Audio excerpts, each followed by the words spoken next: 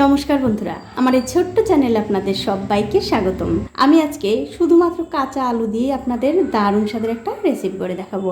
আশা করি এই রেসিপিটা দেখার পর আপনাদের ভালো লাগবে। তো রেসিপিটা করার জন্য দেখতে পাচ্ছেন এখানে আমি 3টে আলু খুব ভালো করে খোসা ছাড়িয়ে ধুয়ে পরিষ্কার করে নিয়েছি। এখন এই আলুগুলো আমি একদম ঝিরিঝিরি করে কেটে নেব। তো এই দেখুন আলুগুলো কিন্তু আমি একদম খুব সুন্দর করে ঝিরিঝিরি করে কেটে নিয়েছি। আপনারা কিন্তু চাইলে গ্রেটার দিয়েও গ্রেট করতে পারেন। এখন আমি এর মধ্যে জল দিয়ে এই আলুগুলো খুব ভালো করে 2 থেকে 3 বার ধুয়ে নেব। তো এই দেখুন আলুগুলো কিন্তু আমি খুব ভালো করে ধুয়ে নিয়েছি। এখন এর মধ্যে সামান্য একটু নুন দিয়ে এই আলুর সঙ্গে খুব ভালো করে মাখিয়ে নিতে হবে। তো এই দেখুন নুন দিয়ে আলু কিন্তু খুব ভালো করে মাখিয়ে নিয়েছি। এবারে একটা ঢাকা দিয়ে 5 মিনিট রেখে দেব। তো 5 মিনিট পর আমি উপর থেকে ঢাকাটা তুলে নিচ্ছি। আর এই দেখুন আলুর মধ্যে থেকে জল বেরিয়ে কিন্তু আলুগুলো অনেকটা নরম হয়ে গেছে। এখন আমাদের যা করতে হবে এই আলুগুলো হাতের মধ্যে নিয়ে হাত দিয়ে চিপে চিপে খুব ভালো করে এই আলুর যে জল আছে সেই জলটা বের করে দিতে হবে। আর অবশ্যই কিন্তু খুব ভালো করে চিপে এই জলগুলো বের করতে হবে। মানে যতটা আপনাদের সম্ভব ততটা জল বের করে নেবেন। দেখুন ঠিক এরকম একটু শুকনো ঝরঝরে করে নিতে হবে।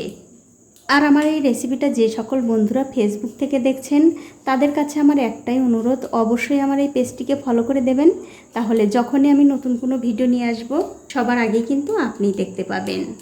তো এই দেখুন সবগুলো আলু থেকে কিন্তু আমি খুব ভালো করে জল ঝরিয়ে নিয়েছি। এখন এর মধ্যে দিয়ে দিচ্ছি 2টো কাঁচা লঙ্কা কুচি, চিলি ফ্লেক্স, স্বাদ মতো নুন, ধনিয়ার গুঁড়ো, সামান্য একটু জোয়ান, 3-4 চামচ দিয়ে দেব কর্নফ্লাওয়ার, 2 চামচ ময়দা। ময়দার থেকে বন্ধুরা কর্নফ্লাওয়ারটা কিন্তু একটু বেশি দিতে হবে। সবশেষে এর মধ্যে একটু ধনেপাতা দিয়ে খুব ভালো করে মাখিয়ে নিতে হবে। আর বন্ধুরা এর মধ্যে কিন্তু জল দেওয়ার একদম দরকার নেই, জল ছাড়াই কিন্তু এটা মাখাতে হবে। তবে আপনাদের যদি এটা মাখাতে মাখাতে মনে হয় বেশি ঝরঝরে হয়ে আছে, মানে এই আলুগুলো খুব বেশি ঝরঝরে আছে, তখন কিন্তু এর মধ্যে আরও 1 চামচ বা 2 চামচ কর্নফ্লাওয়ার দিয়ে খুব ভালো করে মাখিয়ে নিতে হবে। এর মধ্যে কিন্তু বন্ধুরা খুব একটা বেশি ময়দা ব্যবহার করা যাবে না, তাহলে কিন্তু মুচমুচে হবে না। যতটা পারবেন কর্নফ্লাওয়ার ব্যবহার করবেন। এবারে সব কিছু দিয়ে আবারও খুব ভালো করে মাখিয়ে নেব। তো এই দেখুন সব কিছু দিয়ে আলু কিন্তু আমি খুব ভালো করে মাখিয়ে নিয়েছি। এখন আমাদের যা করতে হবে এখান থেকে অল্প অল্প করে আলু মাখা নিয়ে হাত দিয়ে ঠিক এরকম করে একটু চেপে চেপে বল বানিয়ে নিতে হবে।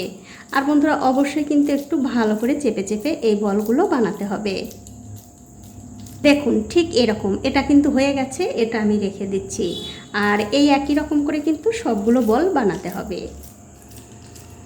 তো এই দেখুন এক এক করে কিন্তু আমি সবগুলো বল বানিয়ে নিয়েছি। এখন আমি এই বলগুলো ভেজে নেব।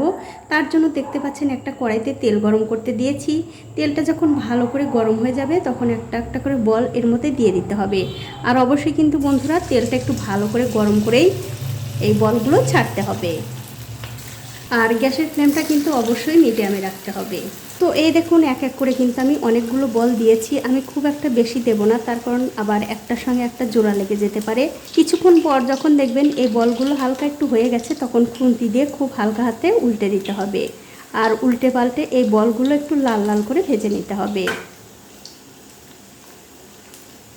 দেখুন সবগুলো বল কিন্তু আমি উল্টে দিলাম। এইভাবে উল্টে পাল্টে এই বলগুলো আরও কিছুক্ষণ ভেজে নেব। তো এই দেখুন গ্যাসের ফ্লেমটা মিডিয়ামে রেখে 3-4 মিনিট সময় ধরে এইগুলো কিন্তু আমি খুব ভালো করে ভেজে নিয়েছি। দেখতেই পাচ্ছেন খুব সুন্দর কিন্তু একটা কালারও চলে এসছে।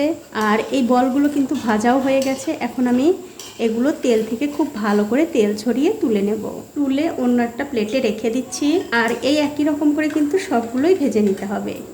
তো এই দেখুন এক এক করে কিন্তু আমি সবগুলোই ভেজে নিয়েছি। এখন আপনাদের একটা ভেঙেও দেখাচ্ছি কতটা সুন্দর হয়েছে। দেখুন ওপরটা কিন্তু মুচমুচে আর ভেতরটা খুব সুন্দর নরম, খেতে কিন্তু দারুণ লাগে। তো বন্ধুরা সন্ধ্যার সময় স্ন্যাক্স হিসেবে এই রেসিপিটা আপনারা কিন্তু অবশ্যই একদিন হলেও বানিয়ে দেখতে পারেন, খেতে কিন্তু দুর্দান্ত হয়। তো আজ এই পর্যন্তই, দেখা হবে অন্য কোনো নতুন ভিডিও নিয়ে।